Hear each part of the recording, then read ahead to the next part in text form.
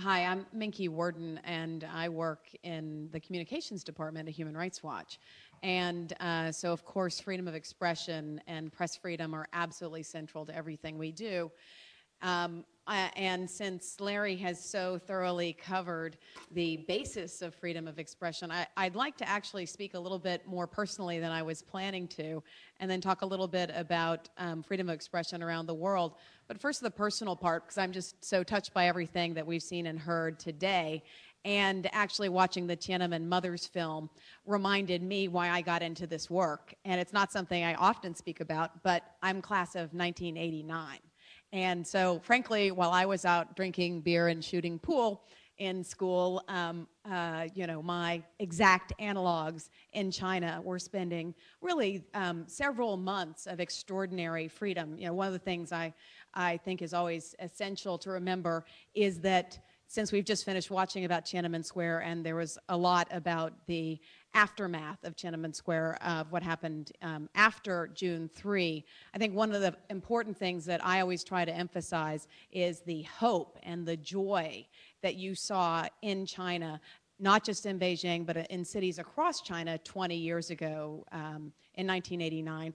And it was that moment of free expression that I think mobilized so many around the world. I was a kid in Tennessee, and eventually ended up moving to Hong Kong and taking up human rights work. So if you think about the impact on just one person, then it really is extraordinary how far the ripple effects from 1989 have extended. And I think that that's true in China today. So enough about me.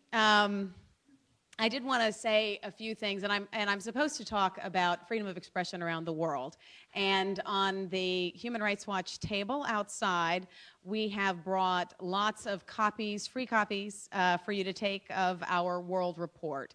We write about freedom of expression in addition to other basic rights and freedoms in the Universal Declaration in 90 countries around the world. For me, freedom of expression, and the reason I'm so honored on behalf of all of my colleagues at Human Rights Watch that we could take part in this extraordinary event today, is it goes back to the writers, it goes back to the people, it goes back to the human rights defenders. So while you can talk about numbers, the numbers of reporters, the numbers of bloggers, the numbers of writers who are in prison in Russia, the number who are murdered, for example, the number is actually more than 50 since 1992, murdered in cold blood with almost no accountability. And, one journalist or one writer or one human rights defender murdered is, by the way, a lot more silenced. And I think that's an important fact to remember.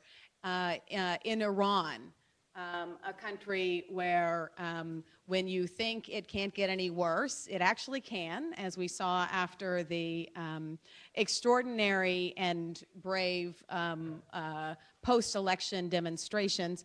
Among the very first casualties, of course, were journalists and writers. I'm glad to say that a number of those have recently been released from prison, Maziar Bahari, among others, very recently. But it's extraordinary how many remain in prison, in Evin prison, notorious for torture, and other prisons across Iran. So I think, as we're sitting here talking about China today, I think it is important to remember all of the analogs to our friends and colleagues in China who are in prison, but who are also in prison in Iran or other countries. In Tunisia, I always think that the work that we do on internet censorship in China and Vietnam actually makes us better at looking at internet censorship in countries like Tunisia or Iran, just to return to that. I think that there's a very important push and pull in the world today, and we haven't talked quite as much today about new technologies. It's actually a topic of an entire conference. About how new technologies both are providing new tools for free expression, but I think we also cannot ignore the fact that new technologies also provide new tools for repression for authorities. And I'm afraid that the Chinese government has set a very negative trend and in fact has exported some of these successful products. The Great Firewall is chief among them around the world. But at the same time, we do know that a lot of the writings and authors who we've heard whose work we've heard today, they are getting into China in a way that they wouldn't have 10 or 20 years ago. That's certainly the case. And if I could finish out, we could talk all day about the different situation in different countries around the world, but I would like to return to China and again return to that personal element that I don't think Sharon had in mind when she asked me to speak.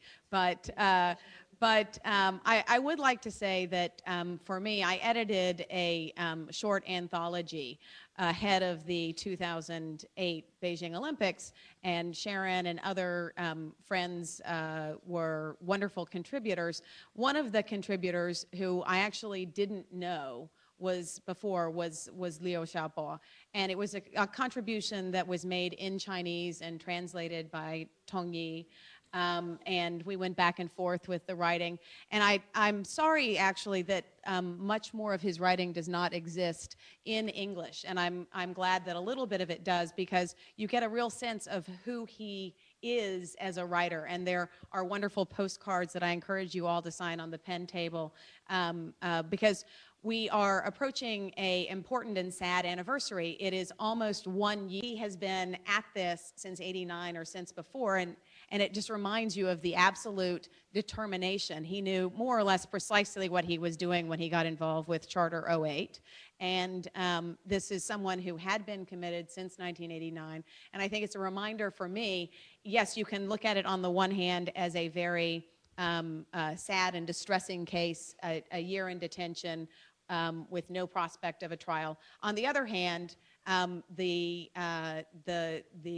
his case being so well known and the fact that he is so determined to continue his work is a great reason for hope, and it's a great reason for those of us in the human rights and free expression community to do everything we can to get him out of prison so that his voice can be heard again.